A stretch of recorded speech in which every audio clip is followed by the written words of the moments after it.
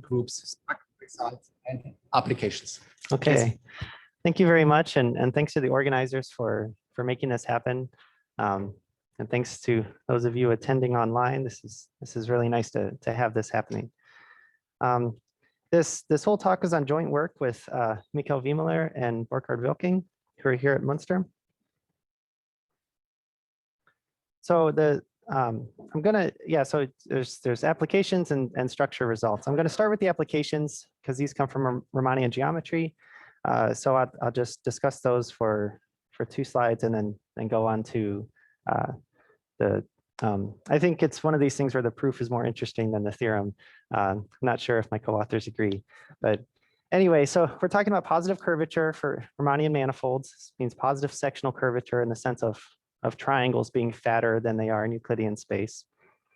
And I won't go through the examples that are known. You might have heard there aren't that many. And specifically in large dimensions, there's only 3 known manifolds, 3 families of manifolds: the spheres, complex projective spaces, and quaternionic projective spaces that are known to admit positive curvature.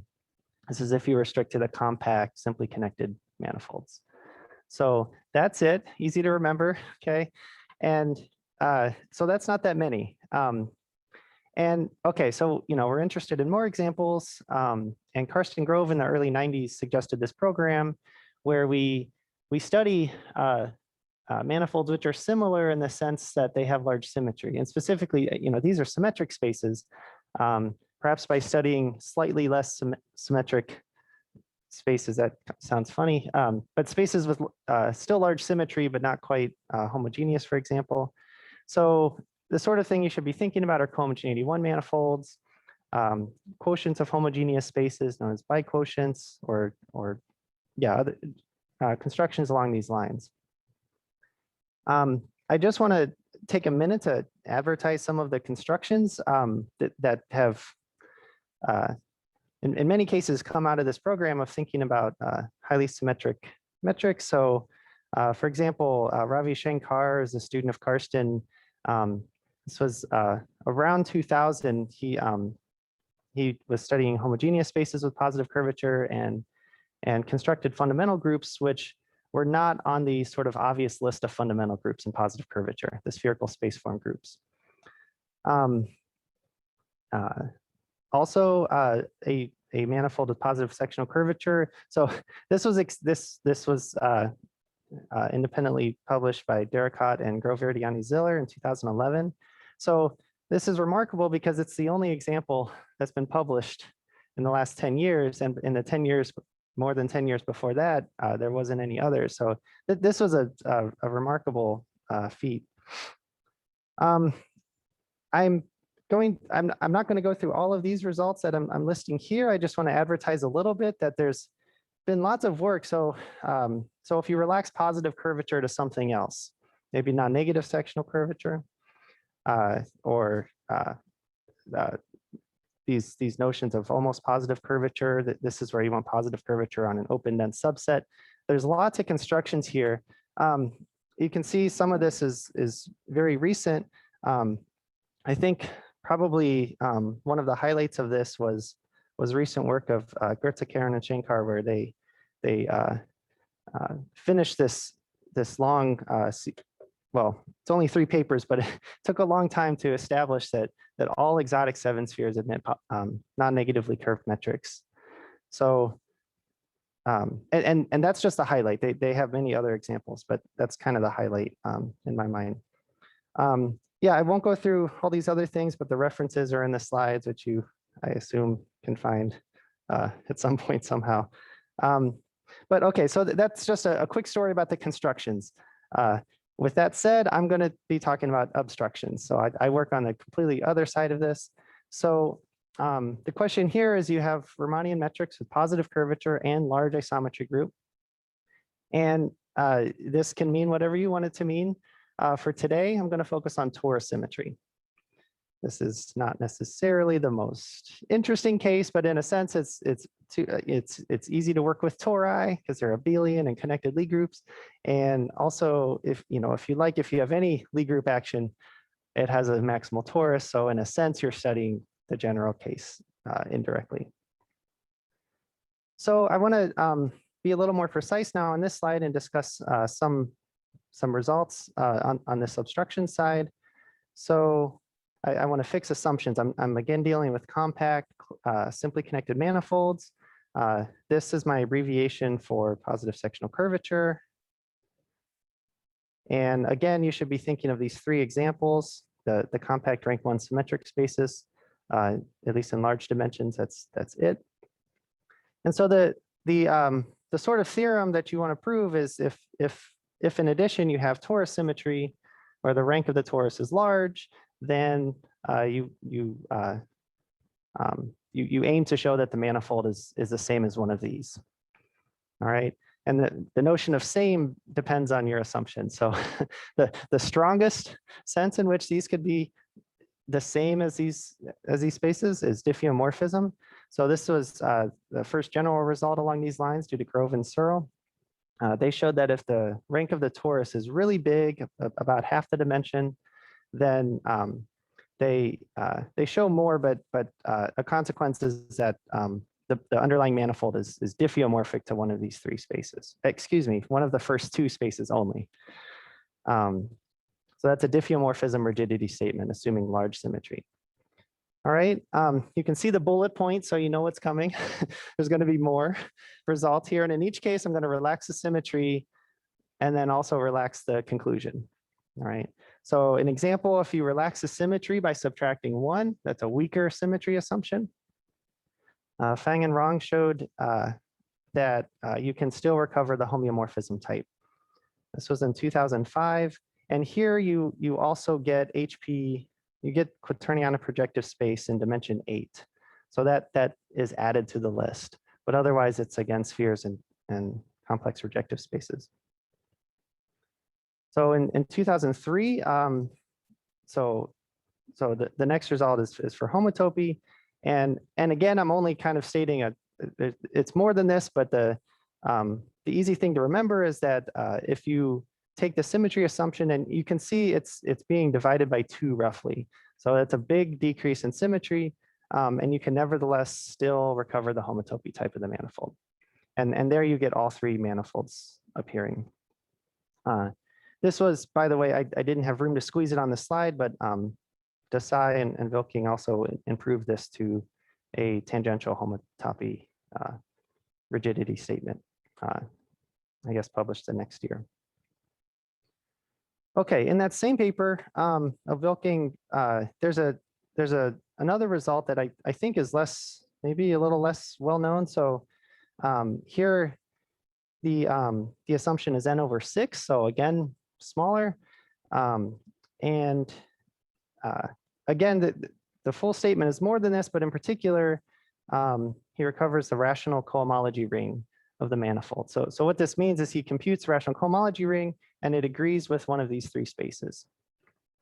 The asterisk is because there were actually 2 additional spaces on the list, S2 times quaternionic projective space and S3 times quaternionic projective space, but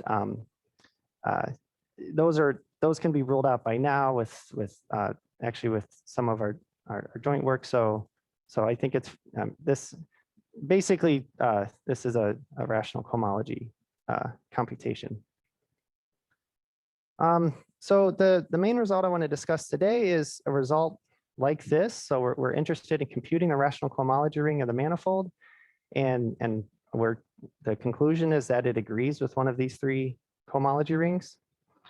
And you can see there's a big drop in the symmetry assumption. In particular, it does not grow to infinity in the dimension. So we call this the T9 result because this you can, to prove it, you think of a T9 action. So that's a big drop in symmetry, and so to balance that, we add an assumption. And I'll discuss this for most of the talks, but the CIG means connected isotropy groups. This means that if you look at a point in the manifold and you look at the subgroup of the torus that fixes that point, that's a connected subgroup. All right, so you don't get finite cyclic groups, for example, And if you like, if you thought about semi-free semi-free circle actions, it's a generalization of that notion, one generalization of the notion of semi-free circle actions to the case of tori. All right, so to put that in context, I want to discuss some related work. This first result Jan mentioned.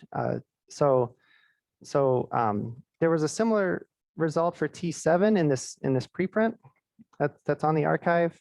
And as if you saw Jan's talk on Monday, the T7 can be reduced to a T6. So this is a better, obviously a better result. And you can see it's similar. So you have a constant symmetry assumption like we had up here, constant in the sense that it doesn't need to increase with the dimension. But that's not enough by itself. You need some strong assumption in addition. And so this assumption is something geometric about the torus action. It's isotropy groups. This one is a topological assumption on the manifold. It's a natural assumption if you are familiar with the conjectures in the area. So conjecturally, these manifolds are rationally elliptic. Conjecturally, they have positive Euler characteristic. If you know what these things mean and you put them together, this should hold. I think people believe that this green condition holds. But of course, by itself, I mean, it's the green and blue assumptions. I'm not sure if you can see the colors. The green and blue assumptions there are, yeah, different, but both strong assumptions. And then, right, so just to advertise this result again, if there is a clean result where you don't need any additional assumptions. So again, we proved it for T5 in this preprint, and Jan is able to reduce this to T4. So the conclusion is that, again, I snuck in this assumption of even dimensionality. It's more than what I'm saying here, but again, it implies positive Euler characteristic. All right, so that's you know, it's just one number, but again, that's a global topological conclusion. Okay, any questions before I go on? Ask a question. How goes it? So for odd n, so the examples would suggest that it's more restrictive. So do you also have some results for odd? For all n. I'm sorry, I'm not understanding. Sorry, so if n is not even but odd, so the examples are much, yeah, so most examples are even dimensional. So you would expect that in odd dimensions you get even more restrictions. I see. Yeah, the conclusion in odd dimensions, you have to be a little, yeah, there's these results have analogs in odd dimensions. And in fact, yeah, I mean, the conclusion in odd dimensions is that it's just a sphere, as you said, because the projective spaces have even dimension. I guess just to be safe here, I should assume there's a fixed point, which holds in even dimensions automatically. Yeah, actually, I was thinking even dimensions all along, but yeah, that's right. In odd dimensions, it's even better in a sense because you just get a sphere. Does that answer your question? Yeah, thanks. Okay, thank you.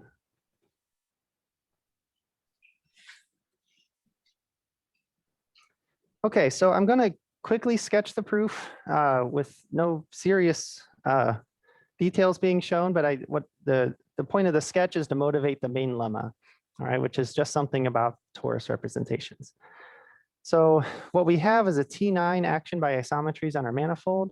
We're assuming there's a fixed point, and the assumption about the isotropy groups is really just about this representation. We really just need to assume that this that near X there's only connected isotropy groups, and if you use the exponential map, this means that this representation has connected isotropy groups. So what does this mean? Well, the main lemma, this is kind of a lot, but the main lemma is that you can choose a circle, a T2, a T3, and a T4, so that the corresponding fixed point sets, which go this way, Well, I haven't told you anything yet. The claim is that you can choose these subtori such that the dimensions of each one in the next is big. So specifically, this inclusion here has to have dimension at least 3/4. All right, I guess I didn't put n anywhere, but the dimension of the first circle you choose has to be at least 3/4 of the dimension. And then for these other ones, you don't quite need as much, but it's a similar statement. So if you look at the induced T8 action here, you need to be able to choose a circle so that this dimension is big, at least 2/3. All right. And really, if you think about it, this is just a matter of choosing a circle and that torus. And in the next step, you're choosing another circle. So this is really all one statement we're looking for. But I just wanted to draw this cartoon and just without going into too many details, justify what these 2/3 and 3/4, what's the significance of those. And the point is that, so in Bilking's paper from 2003, the main new tool there is this connectedness lemma. And this is a very strong lemma, which tells you about the topology of totally geodesic submanifolds and positive curvature. Here we have fixed point sets of isometries. Those are totally geodesic. And specifically, it tells you that the cohomology groups of a manifold and of a totally geodesic submanifold agree up to a certain point. And Jan went into some details on Monday about how this implies strong homological conditions. Here, the specific sort of thing I'm looking for is if we can show that this has the correct cohomology in the sense of agreeing with one of those 3 model spaces, then the connectedness lemma allows you to push that information up submanifold by submanifold and conclude that the manifold itself has the correct cohomology. All right. So this manifold I've highlighted in red, this is the one we want to show has the correct cohomology. And actually, this is done. This is really the strong version of the T4 theorem, which is that if this is what implies the positivity of the Euler characteristic. It's specifically that each fixed point component has the rational cohomology of one of these spaces. All right. So again, I'm not writing down any of the computations. Yeah. So skipping the details, the key point here is choosing these subtori. You want to choose these, and again, it's just an issue of choosing circles. You want to be able to choose these circles that have very large fixed point sets. And so let me state this in a simpler way. So we can, if you believe me that that's good enough, then hopefully you'll be with me here. So it's just a representation about a representation of a torus. All right, we have this blue assumption I'm calling, we have connected isotropy groups. So now each vector in the vector space is fixed by a connected subgroup of the torus. That's the assumption. And the conclusion is that there exists a circle whose fixed point set is big. All right, and in the sense that its dimension is big. I've turned this around because the results are a little nicer if you talk about the codimension being small. Of course, that's an equivalent thing to do. So the statement is that the codimension is at most this fraction of the dimension. All right, you can think of this as a percentage of the dimension. So if it's a half, then the dimension is more than a half. But I'm claiming something here. So this constant being less than 1, this is already significant, and this requires this blue assumption because we're considering any representation V of any dimension. The dimension of V can be arbitrarily large. All right, so that's already a claim. But then there's more. That the claim is also that these constants get smaller, and in fact they go to 0. And so this already is enough to, we've known that for a while. This is already enough to tell you that there's some kind of theorem that I said before.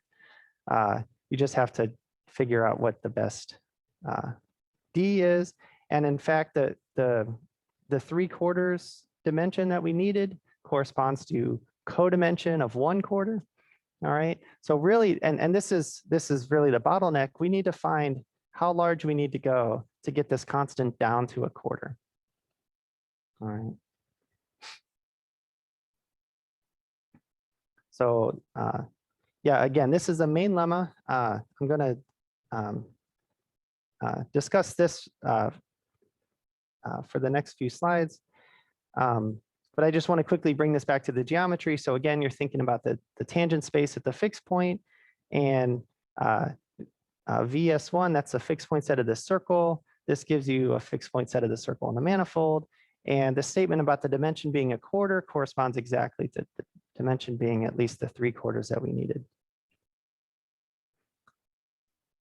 And then, okay, but again, forgetting the geometry and just thinking about this representation optimization problem, if you drop the blue assumption of connected isotropy groups, then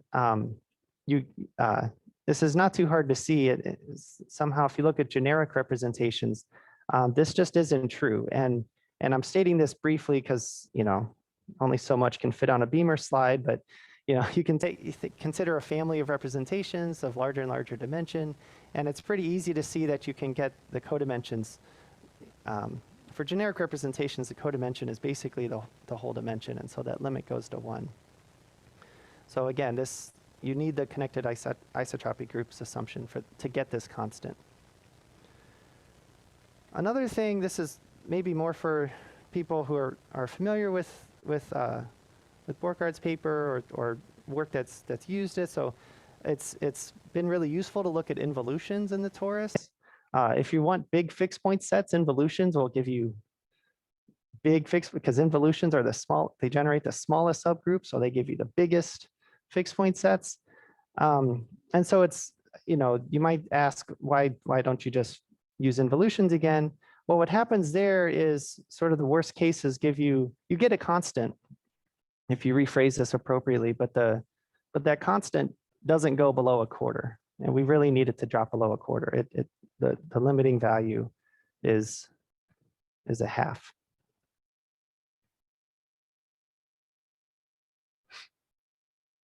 Okay, so I want to discuss a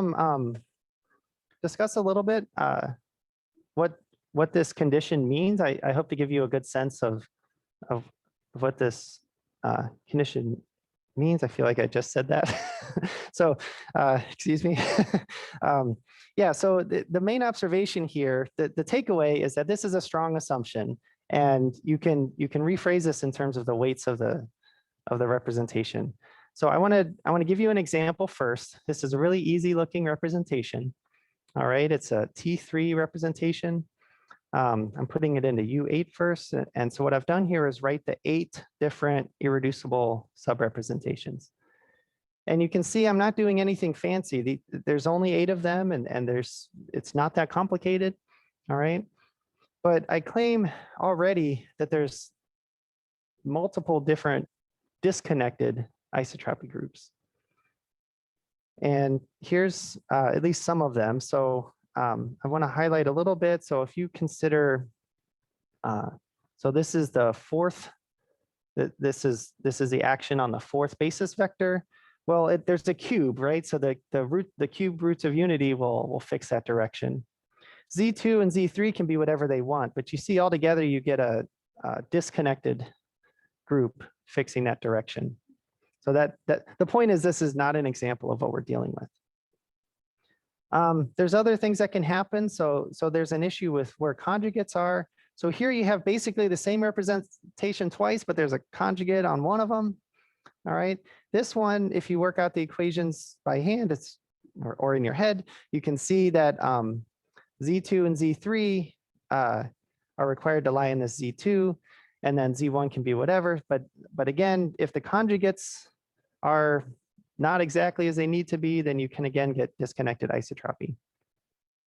And then in this example, I want to point out this one too. So these underlying directions. So if you require that E6, E7, and E8 is fixed, you solve these equations, you again get a Z2 isotropy. And this one's maybe not as obvious as the first two, but it's a trivial matter to calculate that, yeah, the element -1, -1, -1 in the torus generates the isotropy.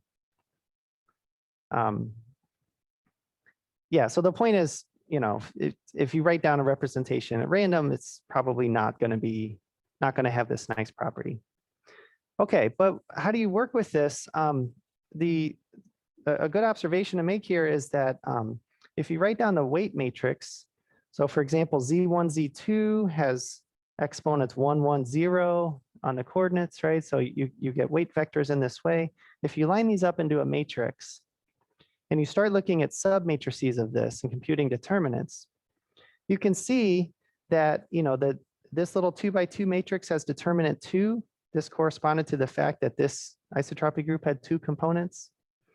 If you take the last 3, don't want to write too much on this, but the last 3 corresponded to these 3 giving a Z2 isotropy. Well, you can compute that determinant. It's 2 or minus, it's 2, minus 2 would give you the same thing. So the point is that this condition of connected isotropy groups tells you something about the determinants in the weight matrix. And specifically, the condition has a name. The condition is called totally unimodular. And again, this means that every submatrix has determinant 0, 1, or -1. Okay. So this determinant condition, we've known a long time. Knowing it was called totally unimodular, though, was useful because then you can Google that phrase. So it's very deep, very, very deep observation. But the point is now, okay, we know what these things are called. Let's classify them or see if we can find a classification of them. And then that'll hopefully give us a list. And then we can go back to this optimization problem about choosing a circle. Okay. So here's the good news. Well, that's the bad news. Didn't find it immediately, but we found eventually that these sorts of matrices were classified 40 years ago, all right, by Seymour. Okay, still a long list, so I want to tell you a little bit more before I tell you about his work. So there's some natural things you should be thinking about. Just consider one of these matrices that's totally unimodular. If you swap 2 of the columns, then all your determinants are either the same or negatives, right? That doesn't affect total unimodularity. But at the same time, if this is a weight matrix, swapping 2 columns is like swapping, changing your notation. It's like swapping 2 basis vectors for your tangent space, for your representation. So somehow the fact that those representations are equivalent should tell you that, oh yeah, we should consider these matrices equivalent. Swapping 2 rows of the weight matrix is like swapping 2 of the coordinates on the torus, all right? And maybe I'm saying all of this backwards, but it's all believable, right? You get equivalent representations. And okay, what else? If you negate a column or a row, if you think about the complex coordinates, that's like putting conjugates before or after, all right? You're getting equivalent representations. So there's a big, equivalence class of TU matrices. And of course, we don't really need to know all the matrices. We just need a representation or a representative from each one, right? Okay, so that's important, but there's another one too. For the representation picture, you could change coordinates on the torus. You could pre-compose with an automorphism of the torus.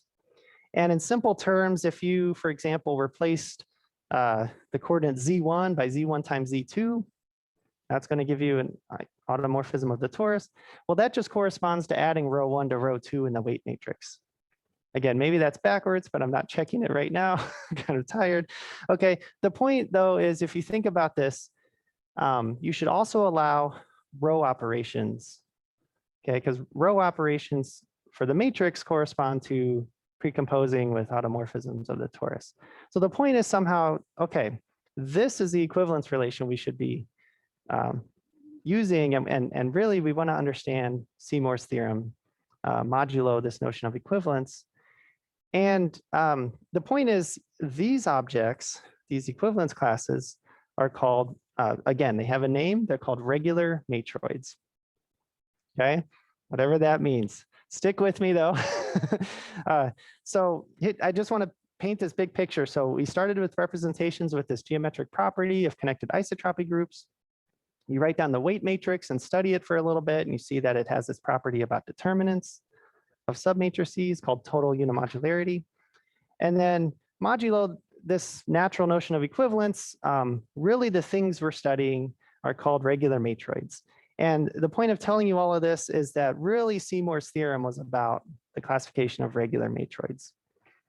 All right. So I want to not tell you what a regular matroid is, but I want to tell you the classification. So if you'll allow me to skip the abstract definition, I'd be happy to talk about it on the bike trip or some other time, but not in the next 20 or 30 minutes before lunch. So, but anyway, you don't need to know anyway. This theorem of Seymour classifies them.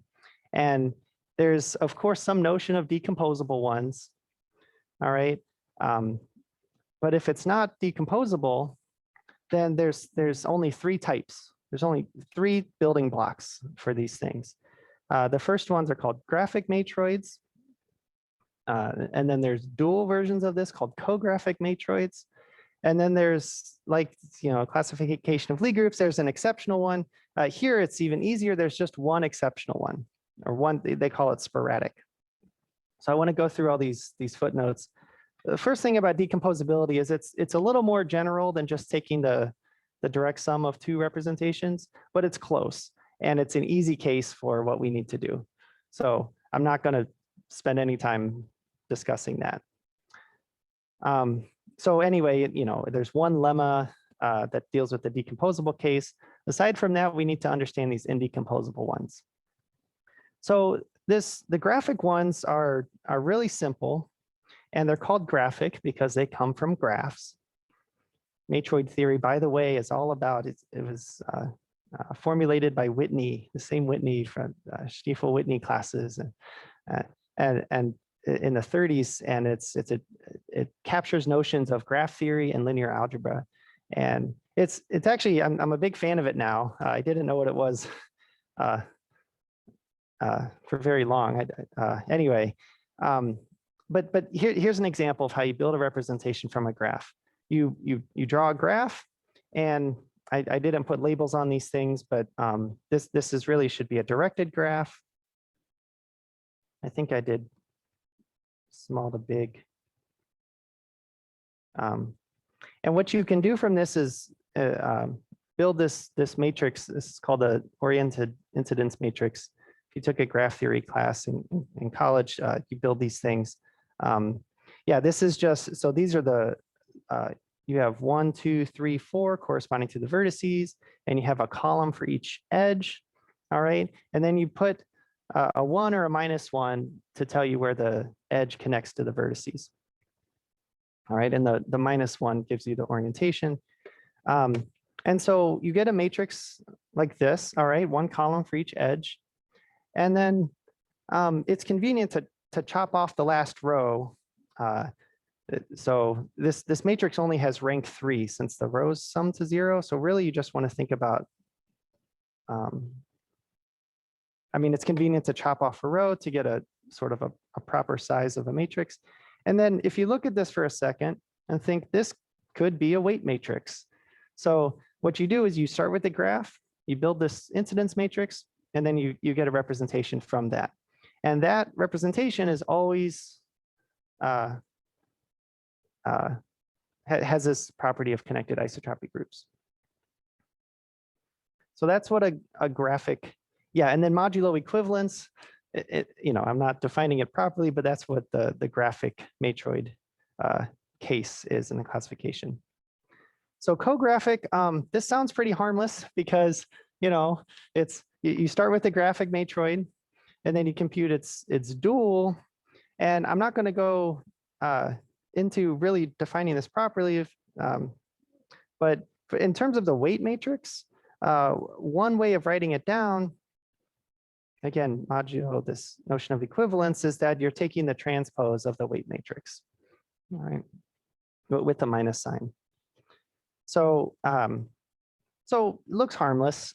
This is actually the hard case in what we're going to do. We're going to do later. But finally, I want to tell you what the sporadic example is. It has a bunch of different descriptions, but it corresponds to a T5 representation. This was neat to see because in our T5 paper, we had, well, it's not in the paper, but we had thought about this representation before.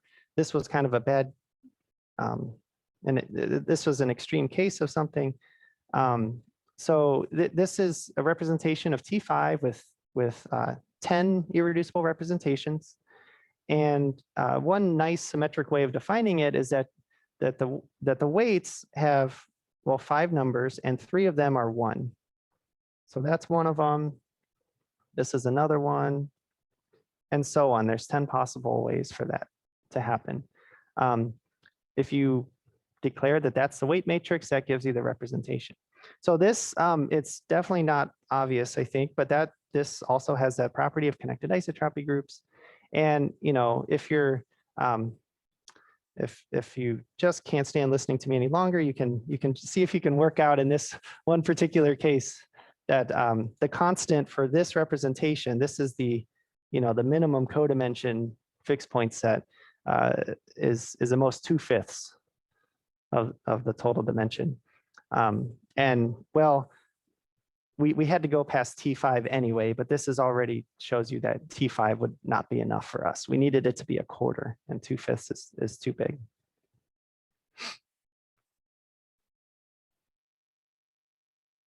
Any questions?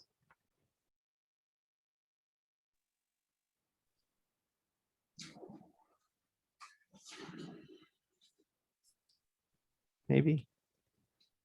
All right. Okay, so those are kind of preparations. So I've tried to paint this picture that it's a good idea to think about regular matroids because we have Seymour's theorem. We just have to solve the problem now, solve our optimization problem for these 4 cases in Seymour's theorem. So I'm going to rephrase this. We want to. This is probably what you were thinking all along anyway, but we want to find a small codimension of a fixed point set. Okay, so what we're doing is we're trying to minimize that codimension. And we're writing it as a ratio just because now this is going to be some fraction, some percentage of, some percentage. And so we want to find the minimum circle or the circle that minimizes this. But then we want to prove upper bounds on this. So what we do is, what you can think about is okay, maximizing over all representations. And to be clear here again, this is a TD representation. D is fixed, but the dimension of the vector space you're acting on is not fixed. So it's not clear that this is, this maximum is even going to exist at first glance. But yeah, but that's the point. You're taking the maximum over all representations. Now, I just want to sketch how to translate this into the different pictures. So of course, a representation of a torus is just given by its weights and their multiplicities. So I'm calling these H's and M's, Hi and Mi. All right, and a circle, of course, is just given by a element of the Lie algebra, a vector in the Lie algebra of the torus. That gives you a circle. All right, and I'm trying to simplify notation a little bit, so I'm just writing the Lie algebra as Rd, and I'm thinking of the weights as integer elements in Rd. And then the codimension, this maybe takes a second to work out, but the codimension is a sum of the multiplicities for the subrepresentations where the circle is acting non-trivially. So you can think about that in terms of the weights and the circle you've chosen. That's determined by the inner product of the weight with the vector spanning the Lie algebra for the circle. So you want to sum over the weights where that inner product is non-zero, and you want to add up the multiplicities.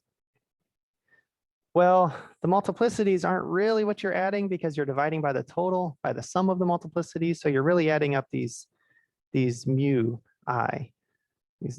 I'm not sure if these have a name, but I think it's pretty clear what I mean. And so this is, if you add up all of them, you get 1. So this is some number less than or equal to 1. And that's the point. We want to figure out what this is. Okay, that's kind of the translation into an optimization problem over TU matrices. I want to think, I just looked at that clock. What time is it? Oh, 20. Oh, thanks. That clock is not correct. I'm like, oh God, okay, all right. Okay, I'm good. Please let me know if I go that far over. That'd be, got really nervous. Okay. What was I saying? Yeah, so the sum of these mu's is 1. This is like a probability distribution. So of course you can rewrite this as 1 minus the sum of the other ones. And that's kind of nice because the sum of the other ones have this property that V is perpendicular to HI. The inner product is 0. And so another way to think about this is that for each vector, you have a hyperplane normal to it, and you're looking for the weights which lie in that hyperplane. And those are the ones you're summing over. All right. I hope that helps to explain a little bit this next formula. So I've mentioned that the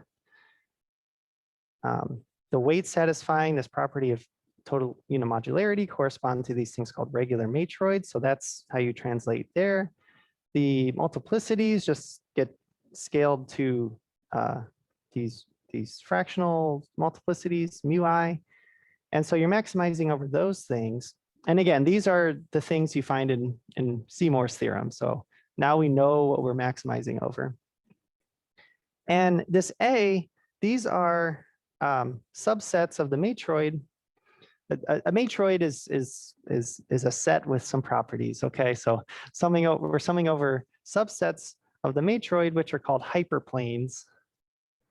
It's kind of weird because it's a finite set, but what if in the case where the matroid's described with a matrix like we've been getting, you can think about this as a finite collection of vectors in Rn. And then if you take an actual hyperplane, you're summing over the points which happen to lie in that hyperplane. And then you're minimizing over all hyperplanes.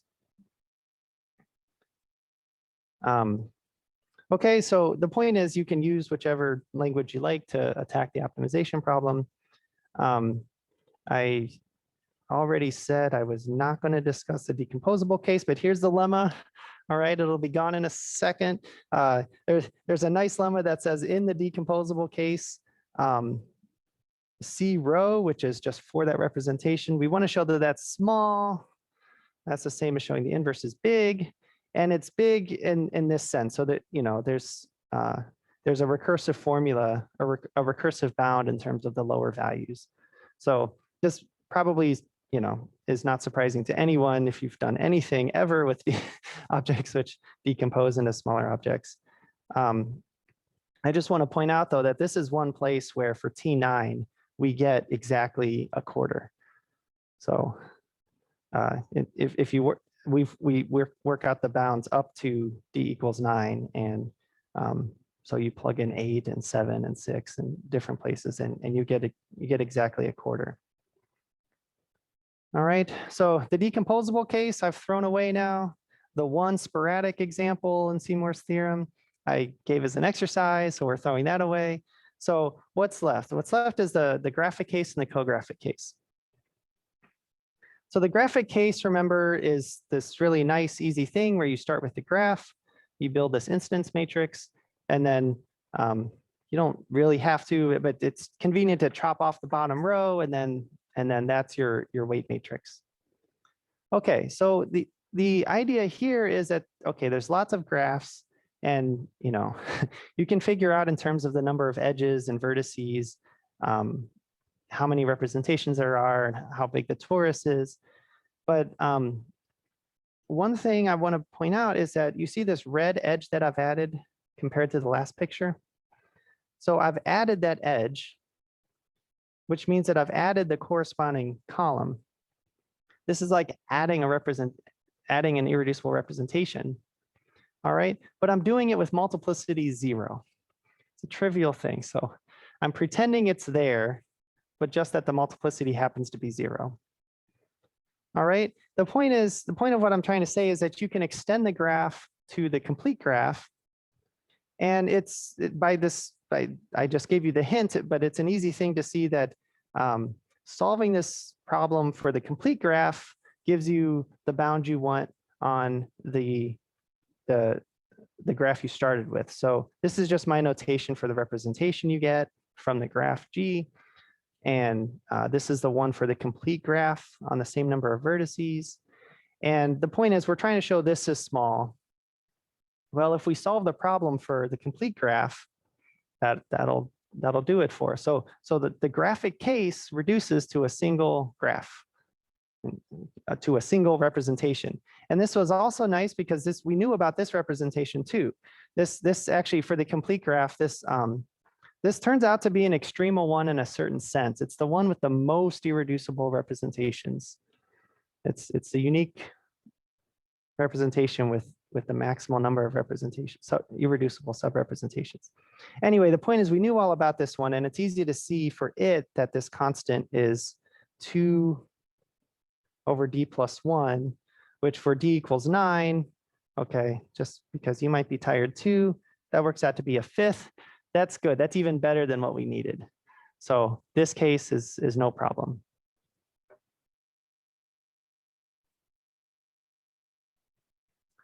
Okay, so let me discuss the cographic case. And again, this is the only thing left. And if you're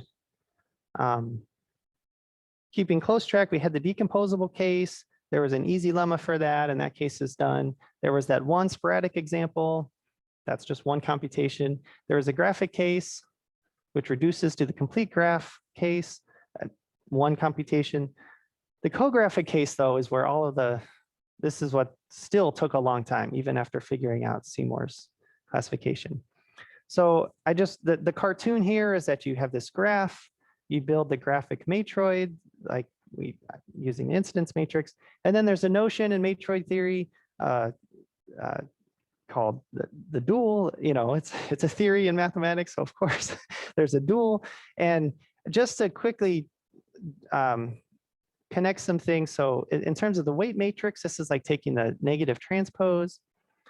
And if you remember, I mentioned these things called hyperplanes in the matroid.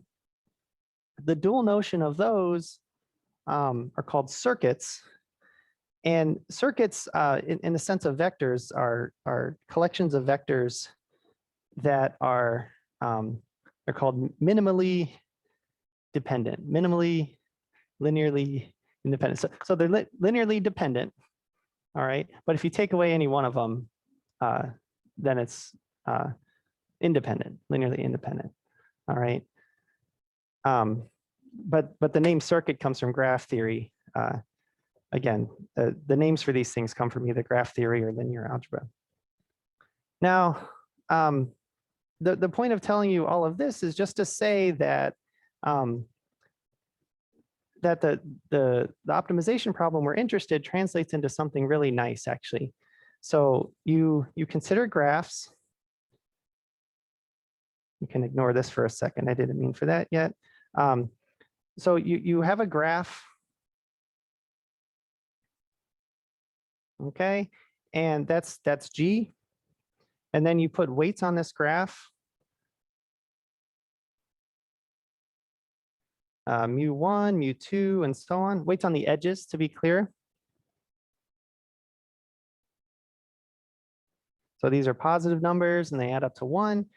And then what you do is you, that's what you're maximizing over. And then what you want to do for each of these is to find a cycle whose weight is small. All right.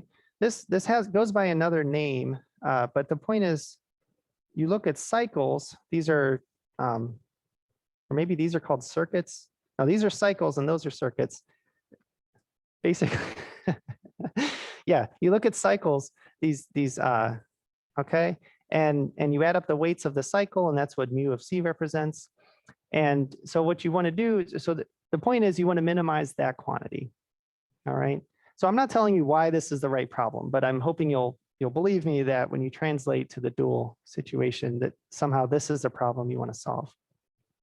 All right. So you minimize over cycles, and if you work out, you can reduce quickly to the case of cubic or trivalent graphs, ones where each vertex has 3 edges coming out.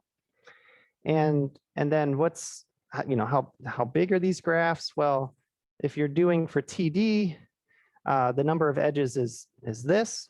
All right, so for D equals 9, you are dealing with 24 edges and correspondingly 16 vertices.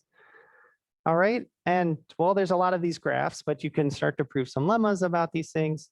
And I want to give one example to illustrate this, but I want to just say that this is where a lot of the hard work is. So the example I wanted to do was this famous graph called the Haywood graph. This is a graph on 21 edges and 14 vertices. And the easiest way to explain it is that you start with 7 hexagons. You put 1 in the middle, and then you put 1 on each side, like you're starting to build a hexagonal tiling.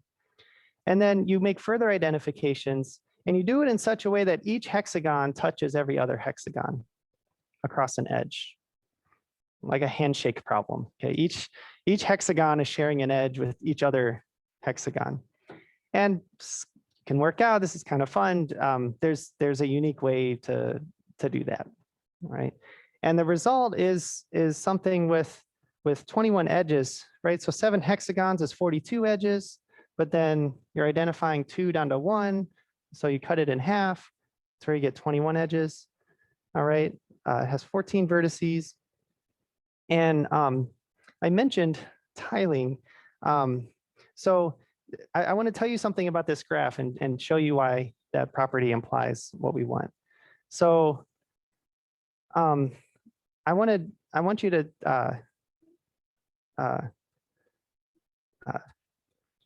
be a little flexible in how you think about a hexagon. So I want to think about hexagons as rectangles where you have, so like this is a hexagon with those 4 vertices, but in addition, this is part of the bike path out here in Muenster. I had bodyguards to make sure I wasn't going to get run over. So thank you, Catherine and Megan, very much for that. But yeah, so I want to think of each brick as a hexagon. All right, so where the grout lines come in the middle, so those are each one of those has 6. And so what I'm starting to do is I'm starting to tell you how to attach the hexagons together in the graph. All right, so first is I number them 1 through 7. And then here's the initial 1 through 7 in the middle. I want to continue to attach them according to this pattern. All right. I couldn't find any hexagonal bricks. That would work too. But anyway, you can see what I've done here is each one of these rows has 1 through 7, but there's a shift. And 7 is prime. So, you do this 7 times and you're back to where you started. This gives you a periodic tiling of R2. And it has this property that I mentioned that, hexagon number 4 touches 1, 2, 3, and 5, 6, 7. So each one touches all the others. So this is really giving you the Haywood graph. And well, since it's a periodic tiling, this means you can cut out the fundamental domain of the torus. And the point is this graph has a drawing on the torus, on the 2 torus, not the original torus. This graph embeds in the 2 torus. And this is nice. This is almost as good as being a planar graph in the sense that you can draw it without crossings. All right, that's what I mean here. And this is a good property if a graph can embed in a torus or in a surface. This is something graph theorists, probably other people talk about. But let me tell you what it means for our problem. So remember, we're trying to minimize over cycles. We're computing the weights of the cycles and minimizing. Well, 7 of the cycles are these ones. There's a cycle, and so on. There's other cycles in the graph, but these are 7 of them. And so, of course, the minimum over all cycles is at most the average of these 7. So that's what I've written there. But now, these 7 cycles also cover up the torus. This is giving you the sum over all of the edges in your graph. In fact, though, it's counting each edge twice because each edge has 2 hexagons adjacent to it. So when you sum over these hexagons, it's 2 because it's right. It's the sum of all the weights is 2. Lambda equals mu. Sorry about that.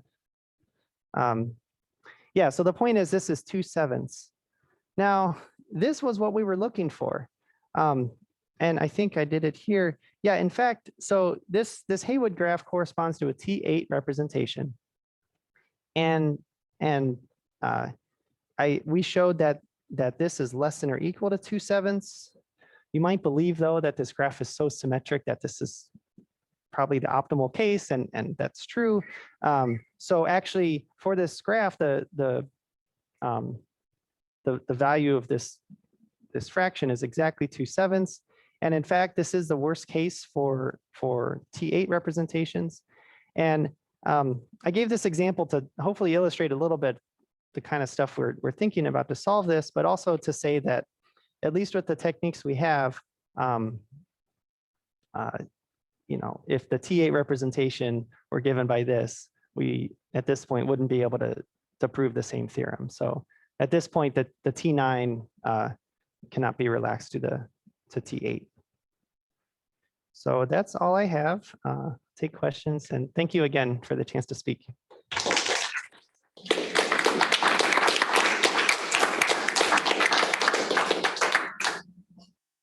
Yeah. Many thanks for your talk. Other questions? How did you find Kennard's work? How did I find it? Well, once, yeah, I mentioned it earlier. Once we realized these were called totally unimodular matrices, type that into a Google search bar. So tons of people care about totally unimodular matrices. There's a really cool statement about polyhedra defined by linear inequalities, and that means you have a matrix defining your polyhedron. And it turns out that the vertices are integral points if and only if the matrix is totally unimodular. So it's a thing that people care about. And so that was good. And you know, and anyway, I mean, it probably says on Wikipedia that it's the same as a regular matroid. Yeah, that was kind of, I mean, it was just one of these things, realizing what these things were called. And that was really, yeah, no problem. Yeah, that's kind of how that went. Yeah. Can I ask a question? So can you read? Yeah. Can you read off this property of having connected isotropy groups in the quotient space? So if you're on a sphere, so when you think about representations of the tori. Oh, read it off from the quotient space. I've never thought about that. My co-authors are in the room, though. You guys have any? Borchart's doing something more important. Sorry, Alexander. Oh, no, that's Alexander, I think. He was asking, can you read off this property of connected isotropy groups from the quotient space? Of course. Yeah, there are multiple points. So oh, the finite. No finite. I see.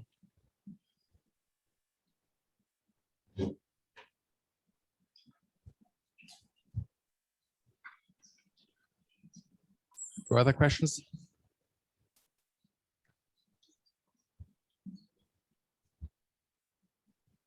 doesn't seem to be the case, so that's thanks, speaker then.